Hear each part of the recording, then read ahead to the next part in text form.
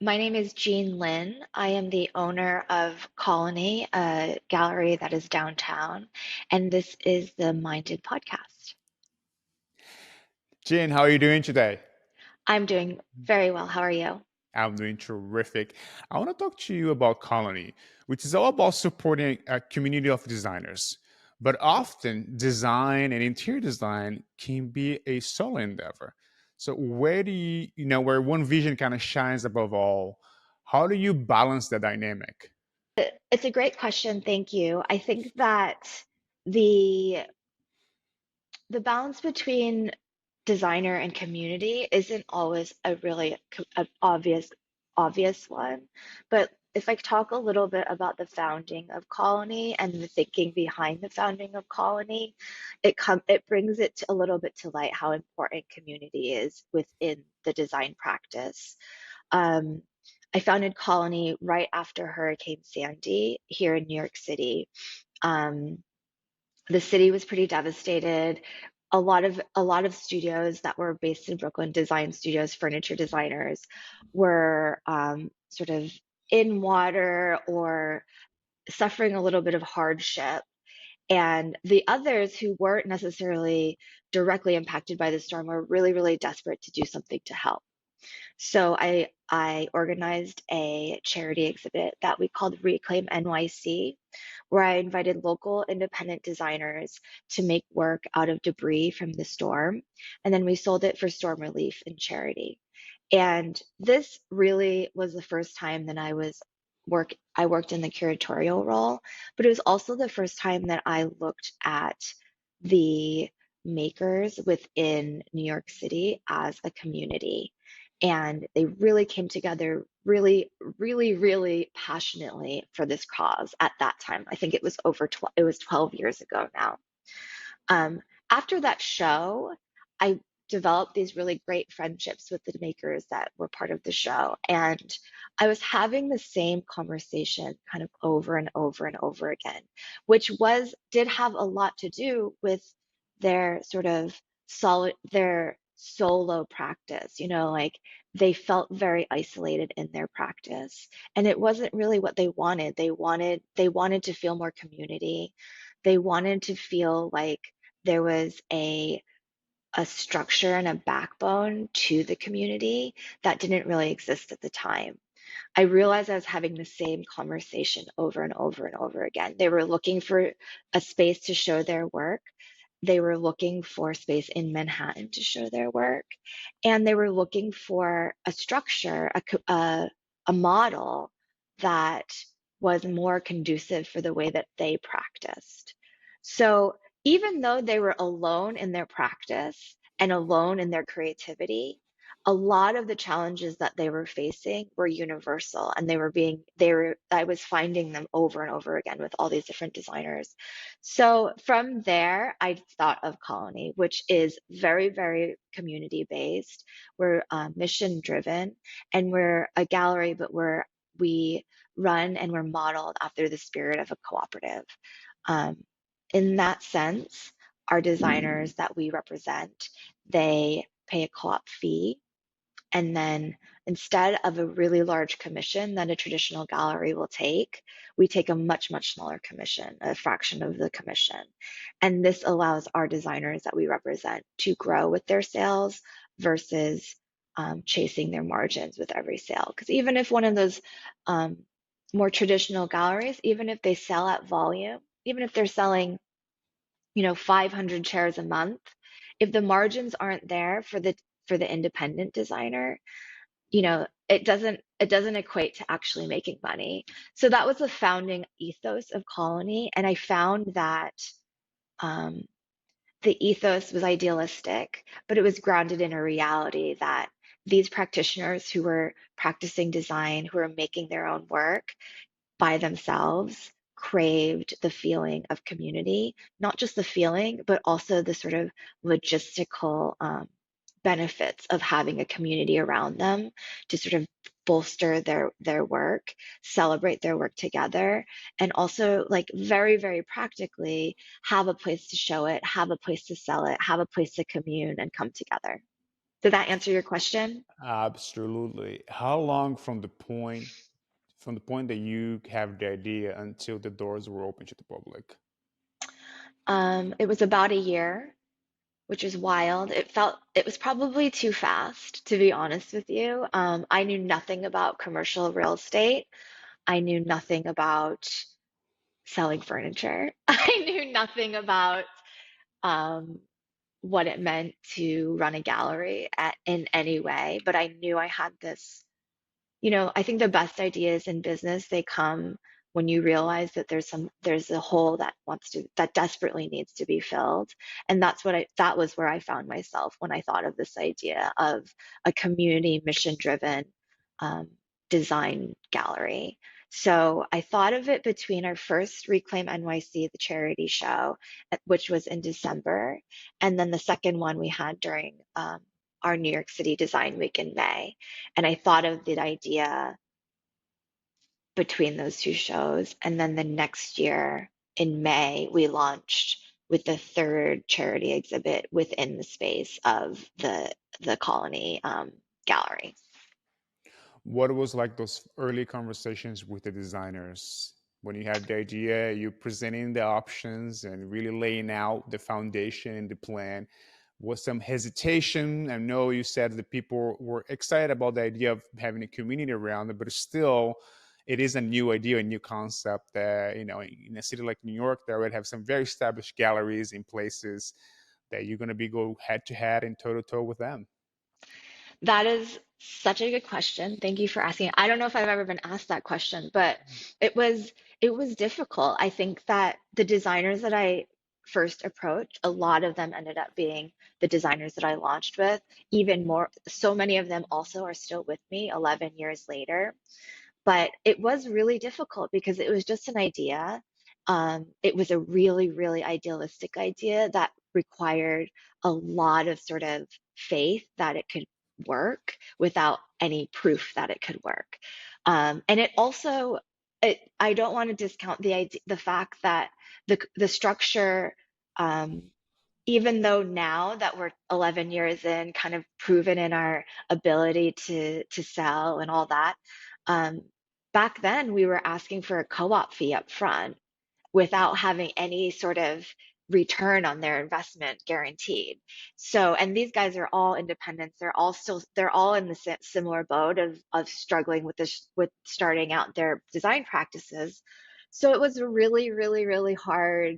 I mean, it was really exciting time. It was a really, really exciting time. So many of the designers who started with me were so enthusiastic and so, so, so excited. But there was also a lot of close your eyes and jump with me kind of kind of feeling. It's like based on faith, based on I mean I have goosebumps right now because I think that I don't know if I realized at the time, but it took so much of them believing in me as a person to be able to execute this when I don't even know if I really believed in myself at that time. Um, so yeah, those early conversations were tough, and there were a lot of conversations with some more established designers and some more established business entities in the industry that were discouraging. People told me, people that I really, really trusted, I really, really respected and really, really looked up to, telling me that it was never going to work, telling me that it was too dog eat dog out there, and there were all these established galleries already sort of with their stake in the ground, and I was going to be coming in and I was going to be ruining all of that for everybody, and you should just tread lightly. There was a lot of like warnings and some pretty discouraging conversations as well, which stay with me. Like those are, like 12 years ago, but I remember them like they were yesterday because they were hard and they were difficult for me to hear and they were difficult for me to ignore, like these were people I really respected and who were running successful businesses at the time and still, and I decided to just not heed their advice and just keep going. Yeah, no, I have a similar story about not listening to the more experienced people in the industry that worked out very well for me. But that's the thing, going with your gut sometimes the way to go.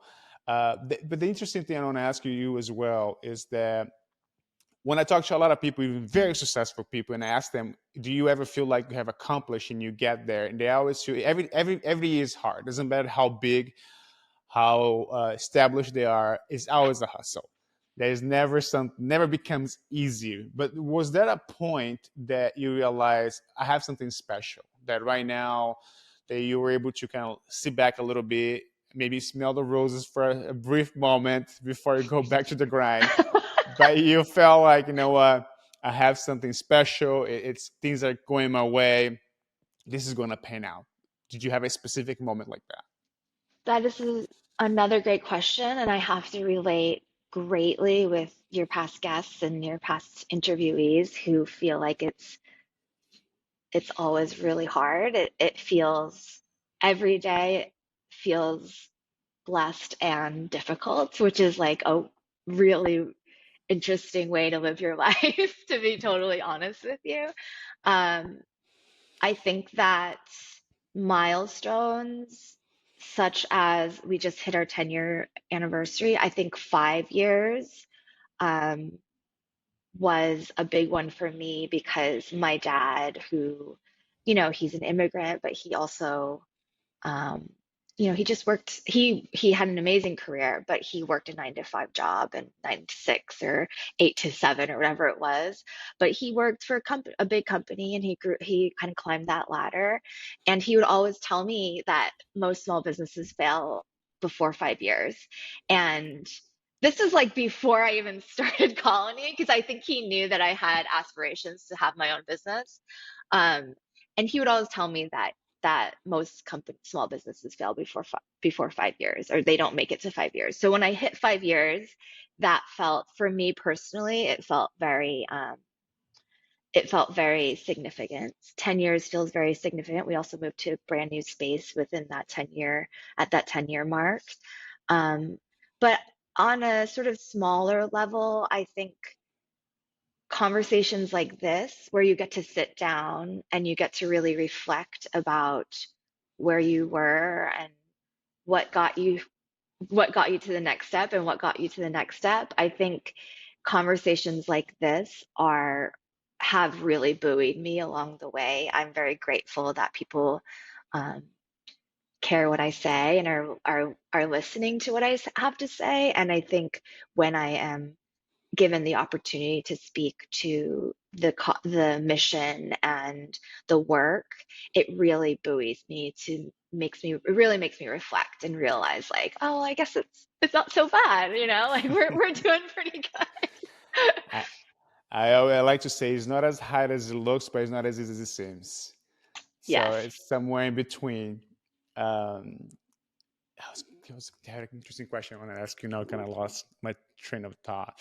But no, going back to looking into the situations, a lot of independent or new up and coming firms in the creative space were very much incentivized to create a business plan, or at least a goal, expectations.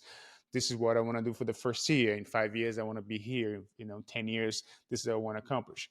Often, those that achieve those goals, they don't really follow a straight path. It's very Yeah. bumpy, very take different turns and up and down the hill, but somehow, some way, you can achieve those goals at one point. Um, from the get-go, you had your ethos, you had your mission statement, you understood what you wanted to do it. But did you have in mind in terms of volume, sales, staff, size, things that you wanted to accomplish, and how long you think it would take you to get there? Uh, I'm probably the worst person for in this particular aspect of business. I think I have always struggled with scaling. I've always struggled with the concept of growing in an efficient but also sustainable way as a business.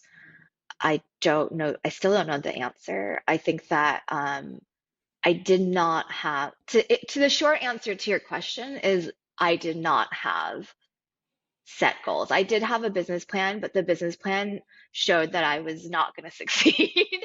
And like the numbers, the like spreadsheet, it was pretty bleak.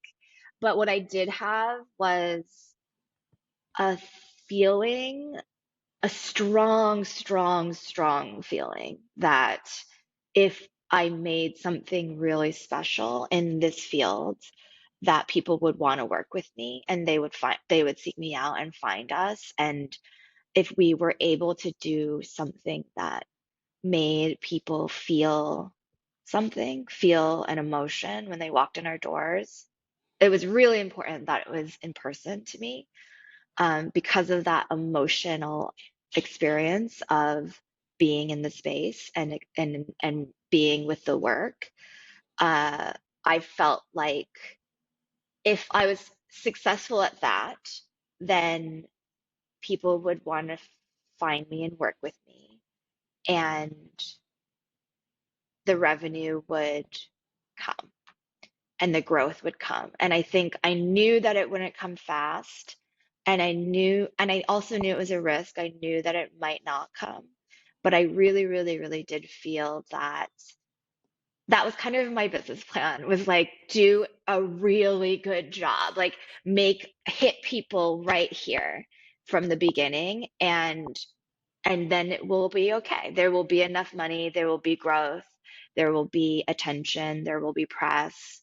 Um, and thankfully, so far, that's been true. But I think that we haven't had the growth that some of our contemporaries have experienced, for that reason, because I'm not as I'm a creative, I'm not necessarily a business minded person. So I think that that has held us back, but it's also arguably what has kept the heart in the business and kept the sort of consistent, um, consistent, slow, um, but persistent growth. What's your relationship with expectations? Oh wow. My relationship with expectations is fraught. I have very high expectations of everything. I have high expectations of myself. I have high standards for myself. I have high expectations for the business, and I have high expectations for the people around me.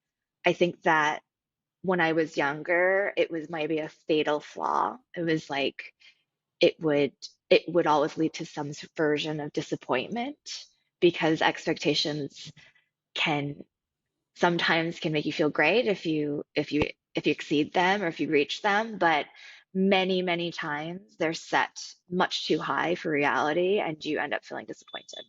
So as a younger girl, I think that I saw my ambition and my my expectation, my sort of relationship with expectations as what sort of set me apart. But it came at the cost of my own mental health, I think. And I've, it's still a continued struggle. I continue to find balance in in that part of my inner life of how to, how to embrace expectations when they propel me in a positive way, but also be able to let them go when they start to hurt you after a while. You know what I mean? Like they aren't always healthy. And so I try very, very hard to be mindful of that and to be self-aware enough to realize when I'm really doing damage to myself and the people that around me that I love. That's such an important thing to talk about because often it can be as a sabotage yourself for not being able to meet the expectations. But we do live in a world, even though it is a creative world, it is also a competitive world.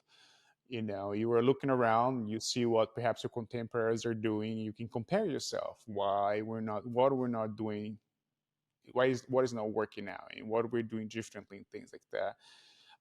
How that concept out of idea to look around and see what's going on in the market really influence your decisions with the gallery? Wow, these are really, really good questions. Okay. Competition is really an interesting thing. I think I generally try to block out, I try to block out a lot of the competition from my own brain because it's comparison is kind of, it's like expectations. It can be really, really damaging to yourself and your mental health. So I really, really try to avoid comparison with competitors, especially at this point, because we have such a special thing going. And I feel so strongly about what I've grown here that it doesn't really matter what other people are doing, you know? Um, but again, I think that this has come over a lot of time and a lot of self-reflection and a lot of experience and a lot of that hurt that you feel when you do sort of place yourself in the fray with your competitors. I'm self-funded. I'm not independently wealthy. Everything has been hard, and I think that a lot of my competitors are in a different position than I have been and I am, and that can be really, really difficult to wrestle with. So I think for me personally, I try to block it out as much as I can. I will say that when I was younger, this is what I think I was starting to get at. When I first started, it wasn't that I was obsessed with competition, but I think there was so much pressure, um, not from the competition, just the fact that it existed, and I was trying to exist within this world, and I was like pushing my way into this world uninvited. Um, that it was one of the things that really drove me. And again, not the most healthy, not the most healthy way to be, but at the very beginning, and probably for the first 5 years, 5, 6, 7, like 5, 6 years, was, um, I was really, really driven by the idea of proving myself within the field. And, I think it got me to a certain place and then I had to let off the gas because it wasn't healthy for me. Yeah. I often think of one of the guests we had here, CJ Hendry. She's an artist from New York as well, based in Brooklyn. Hmm. And we're talking about balancing life. She's a mom. She just had a brand new baby as well. And the fun thing is, she said, like, fuck balance. she's like, Yeah. she's like, if you want to accomplish something, you just got to go all in, and then you pick up the pieces later. So Yeah. it's a very interesting kind of point of view and perspective, but it's very different about the team, who do you have around you, and the support that you have. But let's talk some design, shall we? Sure. Yeah. All right. So I keep hearing for a long time now, and there's this ongoing debate in design. Some say that nothing's truly original anymore, that we're just remixing the past. What is your take on that? Do you think the idea of originality is overrated? I don't think it's overrated, and I don't really agree with that statement. I think that there is absolutely original thought, original work, wholly original work going out into the world right now. I think that I think that the concept and the conversation it almost exists for people who don't really it's almost like just like um it's like locker room conversation that doesn't really propel us forward as an industry because, yes, people are remixing with to great success and people are pushing things forward like brand new materials, brand new. ideas and concepts that they're finding. There's both exist, but I think that the my personal view is that uh, design design is about ingenuity, whether it's wholly original or like a rethinking of the past. But it really is about moving forward, not just in actual pieces, but in our in our thought process around the work. Like we are in a different place societally as in the mid-century. So even if something is referring to the mid-century, placed into our environment, into our world, into our spaces now, it's a different conversation. It has a different conversation with the work around it. It has a different conversation with the people who are interacting with it. And I think that trying to have that argument over and over again about what's actually original, what's not original, is it all like for nothing? It's kind of pointless, right? Like we're trying to move forward. We're all trying to move forward as an industry, as people, as a society, and we're trying to find new things, but you can't ignore the past. So that's my take on it. I think that it's like both and, like it's not necessarily one or the other. And really, I think if we all spent our energy thinking about how to better, how to how to use our work to place it into a better world or create a better world out of it, rather than figuring out like, is this really authentic? Is this really original? I think that the work would be propelled even faster.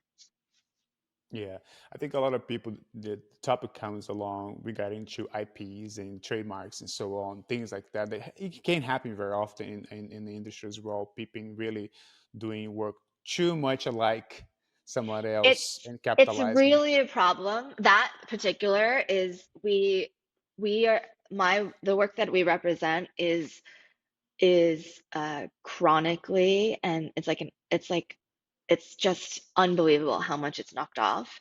Um by everyone. Like there's no one who has there's no category that we haven't touched as far as people sort of making work that's very, very, very close to the work that we have here that's original.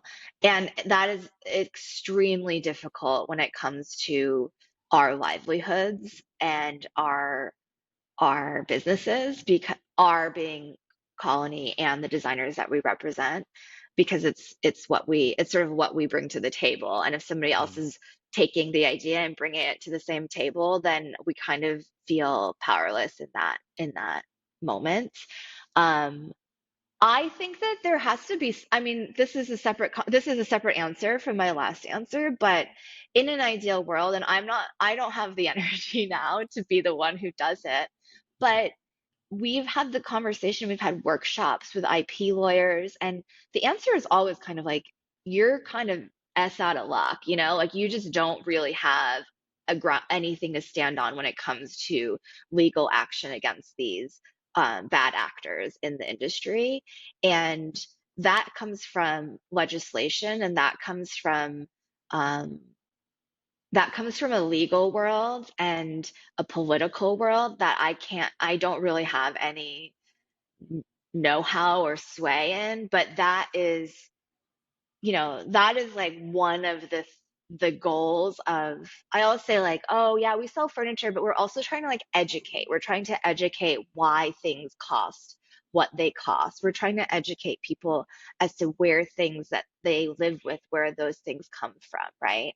And that idea of being able to own your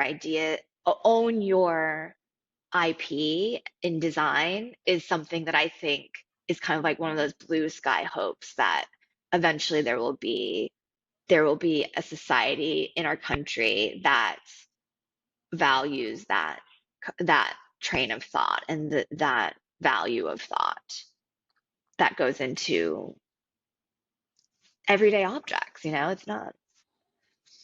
Yeah.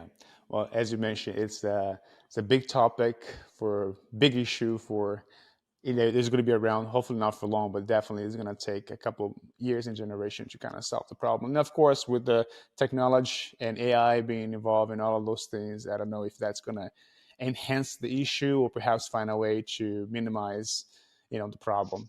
But again, there is also a lot of talk in the industry about making design accessible to everyone. But some people believe exclusivity actually adds value to the piece. Do you think great design can really be democratic, or does it needs to have a touch of exclusivity? I think great design can be democratic. And I think that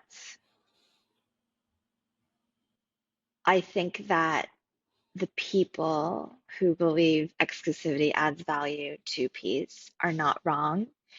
And and this is not to say that this is not a knock on them. It's just a statement of truth, is that is a self-interested statement. It's not a community-driven statement. It's not a democratic statement. It's so that the maker of the piece and the vendor of the piece can make more money on the piece, right?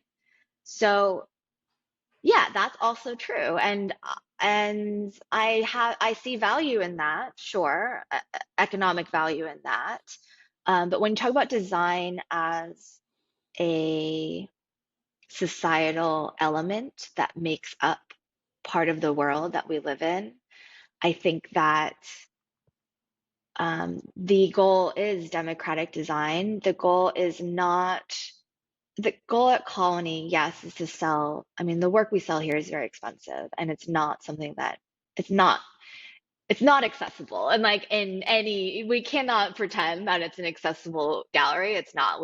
Our work is extremely expensive, but I think all of our designers wish they had something that was lower priced that more people could live with. And again, in this, I'm going to go back to the education piece. I think that if, you know, this is very, very idealistic. This is something that doesn't exist right now. But if there was a world where the value of furniture, let's just call it furniture for the sake of this conversation, is more than just what we feel like having in that spot in this room today. It's more than that, right? Like I have this sort of soapbox that I stand on, that like furniture is considered now a consumable, a consumer good. And you buy, but the idea of that is really that you buy something and then you consume it. But furniture is not that. It's something that you buy and you it's acquire and you use and you appreciate and you continue to use and you move with it to the next home. And when you're done with it, ideally, maybe you find a new home for it with somebody that you care about. And maybe you can, like I think that it's about, in the ideal world, in the ideal world, it's about, oh my gosh, I'm so sorry. Yeah, it's okay. They're really after me today. Um, in the ideal world, there is a an education around the value of objects and the history of objects in our lives. And it's like this will come down, the prices will come down, and but not down to here where some of our big box retailers are trying to say what a piece of furniture should cost, because that those pieces of furniture that are like accessible are use a lot of resources that are not necessarily sustainable for our earth and for our society.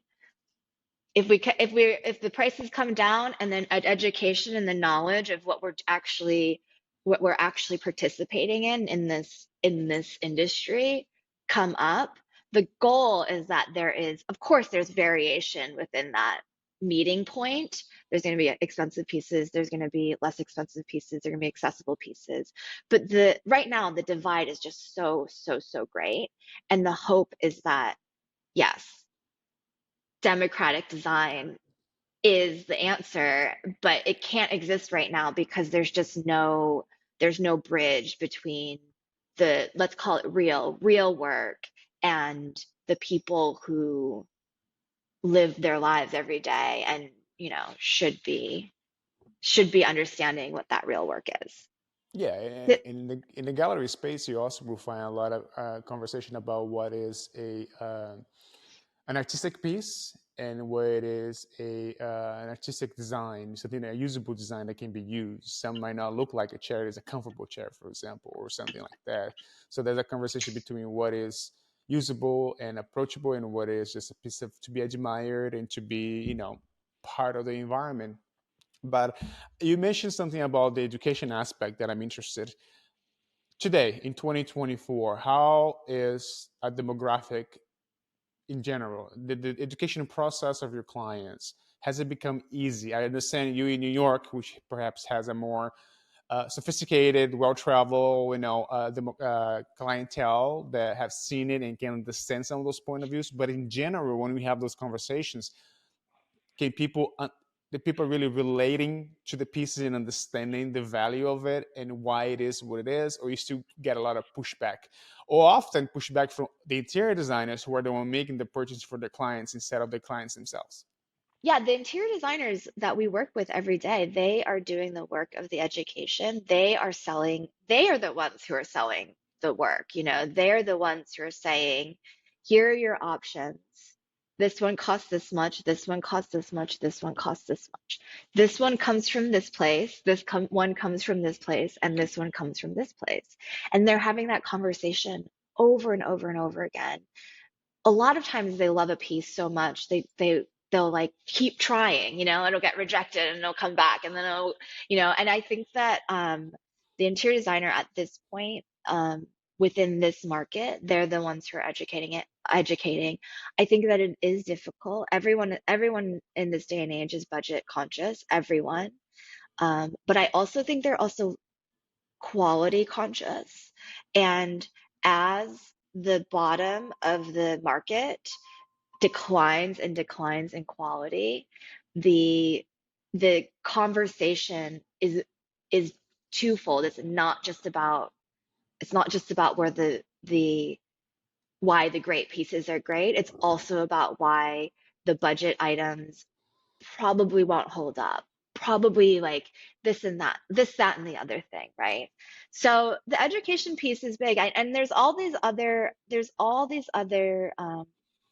within the industry. It's an ongoing. I feel like we're doing a really good work within the industry, but that really does only reach kind of the highest tier of people in this country who can afford to hire an interior designer, who can afford to purchase these work pieces from Colony. Where the other part of the conversation is happening in my life is I just published a book through Abrams in May. It came out in May. It's called What We Keep. And it's kind of my magnus opus of this idea of the value of the objects that we surround ourselves with being more than just that piece sitting there on that table. It's really about where that piece comes from and what the intention was behind creating that piece, and so many other things, like. And I think that through my book, my hope is that I'll be able to reach more audiences outside of my industry, that I think we're all speaking the same language, or mostly, within the interior designers and the trade and the professionals that I work with. And the hope is that some of the clients who are working with the interior designers will see my book and read a piece about one of the makers that we represent, and then the conversation is natural and they're kind of already on the same page. um that's a very specific, and it's like a dream scenario, but the idea is that we're kind of attacking it from both sides. We're talking to the professionals, but I really want to um, expand my conversation with the end user and the mass market in a way that they can sort of meet me where I am and I can meet them where they are. When I talk to creators that have written books before, they all tell me that that was the hardest thing they ever done. Was that the same experience for you? Mm, making Colony was the hardest thing I've ever done. For sure. Like no contest. The book was very, very difficult. Again, about expectations, like placing high expectations on myself. For many years, I kind of was this armchair critic about how design media is so, for so long, traditionally, has been kind of catering to the masses in a way that didn't really respect their intelligence, like some unnamed, and we all love them, right? Like we all love these unnamed TV shows and TV, like they really kind of meet us all at the lowest common denominator where design on the interior side is about picking a color for your wall, or it's about making something look pretty, or it's about like, like where you put this or where you put that. And I think my criticism of that was always like, I think our audience is smarter than that. And I think they're looking for more meaning. And I think, yes, we all love our guilty pleasures, but we are also able to enrich their lives in a very, very meaningful way if we speak directly to them about the things that they care about and why they care about them. So I've been saying that from my desk without any, like, no real input, like just for years. So when I had the opportunity to write this book, it was really my chance to put my money where my mouth was, to really to really work on speaking to the mass market, because Abrams is a commercial publisher. It's not an art book publisher. We really are trying to speak to the mass market with this book about the value of the objects we surround ourselves with, not just from always from where it came from, but also with that value it adds to your own life. Yeah, no, absolutely. Terrific. Before I let you go, there are three questions that I ask everybody. Now it's Oh, your good. turn. Yes, I love I that. need you to recommend us three things. First, a book, of course, yours, but something beyond that. A book to read. It can be something that you read recently or one of your favorites. Hmm. Something to watch, a movie, TV show, documentary. And last but not least, our next guest. Who would you like to see here on Minded next? Oh, I'm gonna need to think for a second here. I'm gonna look up the name of this book that I just read. I know the name of the author, but I can't remember the name.